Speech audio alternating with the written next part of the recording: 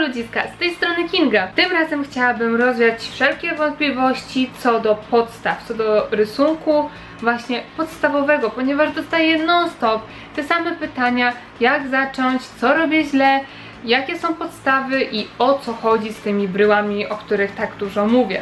Mimo że zrobiłam odcinek, jak zacząć rysować i są poradniki, które wiążą się z różnymi częściami ciała i są też pewne takie elementy, które się powtarzają w nich, i widać, że mam pewną zasadę co do rozpoczęcia w ogóle rysunku, to i tak czuję, że potrzebny jest taki odcinek, który skompresuje całą tą wiedzę w jednym i żebyście mogli to może bardziej ogarnąć, może bardziej to zrozumieć i kiedy będą pojawiały się znowu takie pytania, będę mogła wysłać tylko jeden link, a nie kanał. Więc mam nadzieję, że tym razem Wam wszystko ułatwię i pamiętajcie, że jeżeli Wam się film podoba, to dajcie lajka i zasubskrybujcie kanał z dzwoneczkiem, żebyście dostawali powiadomienia o nowych filmach. Może zastanawiacie się, dlaczego teraz tutaj leżą owoce i fantom. Zaraz się dowiecie. Na samym początku, kiedy zaczynamy w ogóle swoją przygodę z rysunkiem, pamiętajmy, że nie możemy sobie za bardzo utrudniać życia. Czyli nie rysujemy żadnych ludzi, nie rysujemy żadnych zwierząt, ani nic z głowy. Rysujemy martwą naturę i chcąc, nie chcąc, musicie to rysować. Nie ma możliwości, że coś sobie przeskoczycie, ułatwicie i będzie pięknie, profesjonalnie, bo tak nie będzie. Na samym początku dobrze się wziąć za pudełka. Naprawdę najprostsze, najzwyklejsze pudełka. Czyli bierzecie pudła, które macie w domu. Po butach, po jakichś, nie wiem, mikserach i tak dalej. Problem pojawia się tylko wtedy, jeżeli pudełka są kolorowe, bo wtedy za bardzo nie widzicie cieni. Więc bierzcie takie pudełka, które są w jakiś sposób jednolite. Albo białe, albo takie zwykłe, tradycyjne, kartonowo-brązowe. Ja nie miałam takich czystych pudełek, więc są jakieś tam napisy no nail po hybrydach i tak dalej. Na to nie zwracajcie uwagi, ale chodzi o to, żebyście po prostu mogli sobie coś ułożyć, tak żeby tworzyło to ładną kompozycję i żebyście mogli dostrzec cienie. Przy tak różnych kompozycjach, gdzie sami sobie układacie, zmieniacie, coś tam robicie, żeby po prostu Wam to odpowiadało, przenosicie najpierw szkic na papier, a potem dajecie cienie i właściwie to jest całe Wasze ćwiczenie. Ćwiczenie takie może trwać 15 minut lub 4 godziny, więc to zależy, na jakim formacie robicie i czy to ma być po prostu taki szybki szkic, bo dzisiaj akurat nie macie czasu, ale coś trzeba narysować, albo jeśli chcecie zrobić to porządnie, dokładnie, bardziej to przestudiować, skupić się, więc dobrze, żeby raz w tygodniu zrobić właśnie taką pracę, która będzie trwała troszkę więcej niż te parę minut, żebyście mogli bardziej się nad tym skoncentrować, więcej z tego wyciągnąć, więcej się nauczyć, a 15-minutowe szkice robimy codziennie, na przykład w jakimś szkicowniku. Później możemy przejść już na bardziej zaawansowane rzeczy, czyli mamy owoce. Od wieków ludzie malują takie rzeczy i każdy wie, że najbardziej oklepanym obrazem mogą być jakieś owocki, warzywa albo wazon z kwiatami. I po co właściwie rysuje się coś takiego? Chodzi o to, że każdy z tych elementów ma zupełnie inną fakturę, zupełnie inny kolor, czymś innym się charakteryzuje. Na przykład banan ma bardzo grubą skórkę i ma jakieś ciemne plamki. Jabłko za to ma już jakieś bardziej widoczne paseczki i jego skórka jest zupełnie inna.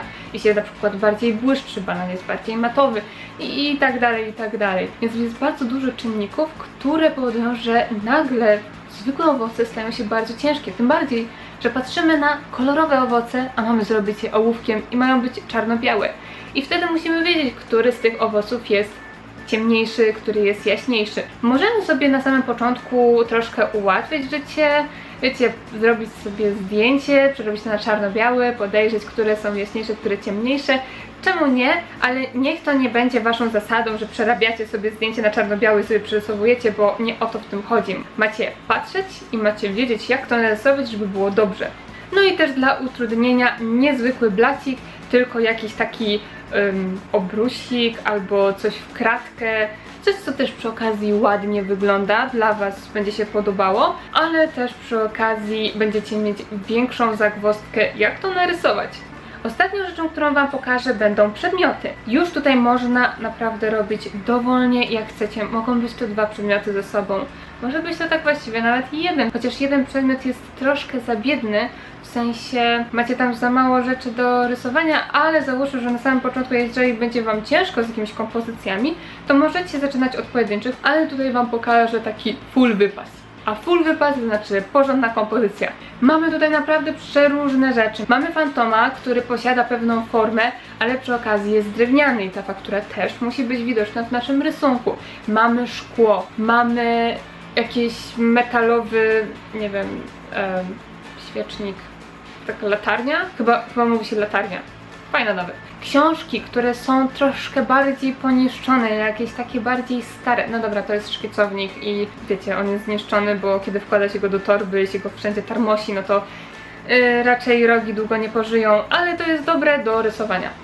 Pędzle, agrafki i materiał, ale nie byle jaki. Tutaj już materiał z jakimś wzorem byłoby troszkę za dużo, za bardzo byłoby napaćkane, więc też musimy wiedzieć, kiedy materiał dawać bardziej jednolity, a kiedy dawać bardziej wzorzysty, więc tutaj, kiedy mamy już tak dużo elementów, to wzięłam zwykły, biały materiał. Od razu Wam mówię, że ta kompozycja uczy Was wielu rzeczy. Uczy Was rysować szkła i uczy Was rysowania materiału tak, żeby nie wyglądał jak plastelina. Materiał może być zbyt dużym skokiem na głęboką wodę, więc jeśli będzie dla Was problematyczny, możecie wziąć jakiś materiał, powiesić go na krzesło, tak żeby właśnie był jakiś pofalowany, pofałdowany i narysować tylko i wyłącznie materiał, a na przykład kompozycję przedmiotów już robić na zwykłym blacie, więc sami dostosowujecie sobie tą kompozycję pod siebie, pod to, jak Wam się to podoba i pod to, jak to sami czujecie, albo właśnie jeśli coś jest zbyt skomplikowane, odłóżcie to sobie, narysujecie to kiedy indziej.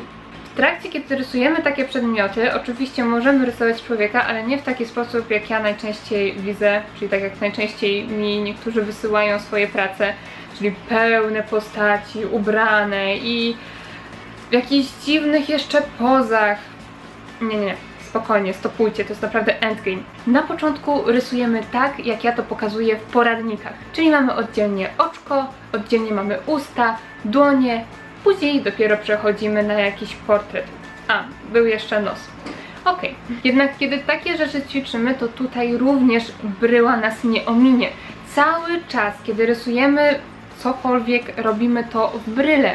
I żeby przejść w ogóle na dłonie, to na samym początku rysunek powinien wyglądać tak. A dopiero później przechodzimy w dalsze szczegóły, aż w końcu mamy te ostateczne kształty dłoni. I dopiero to możemy cieniować, więc nie zaczynamy od tego, tylko zaczynamy od tego. I tak samo robimy, kiedy rysujemy twarze. Ale to już tłumaczę w poradniku, więc jeżeli jesteście ciekawi, to zapraszam do tego filmu. Podsumowując ten film w 3 punktach. Pierwszą rzeczą, którą robimy, to ustawiamy sobie kompozycję z przedmiotów, które po prostu posiadamy w domu. Druga rzecz, rysujemy wszystko według brył. Czyli nie robimy od razu kształtu, tylko tak jak pokazałam to chociażby z dłońmi, że najpierw robimy uproszczone elementy. Trzeci punkt, wyrysowujemy wszystkie szczegóły w tych bryłach, tak żeby już było widoczne to, co rysujemy. I oczywiście wtedy jest już cieniowanie, dopiększanie i tak dalej. Więc rysowanie martwej natury nie jest nudne, to od Was zależy, czy będzie ciekawa. No i co? Takie straszne? Ja uważam, że rysowanie takich rzeczy wcale nie jest nudne, uważam wręcz przeciwnie, że to jest super ciekawe i super fajne. I nie warto się zniechęcać tylko dlatego, że nie jest to człowiek, że nie jest to hiperrealistyczny portret, że nie jest to kucyk, ani słodki piesek, bo nie zawsze o to w tym chodzi. A jeśli już chcecie rysować takie rzeczy, to tylko w momencie, kiedy opanujecie podstawy. Więc powodzenia i dajcie znać, jak Wam poszło. I proszę, kiedy wysyłacie do mnie pracę, niech to będą jakieś tam parę etapów, niech będą jeszcze bryły, niech będą linie pomocnicze, jakieś szkice, to jak pracowaliście nad danym rysunkiem i dopiero później efekt końcowy, ewentualnie jakieś rewki, jeśli rysujecie z patrzenia, zróbcie zdjęcie, pokażcie to, z czego korzystaliście. O wiele łatwiej będzie mi też Wami pokierować i jakoś Wam pomóc, a jeżeli będziecie mi wysyłać prace rysowane z głowy, to wyślę Was do tego filmu.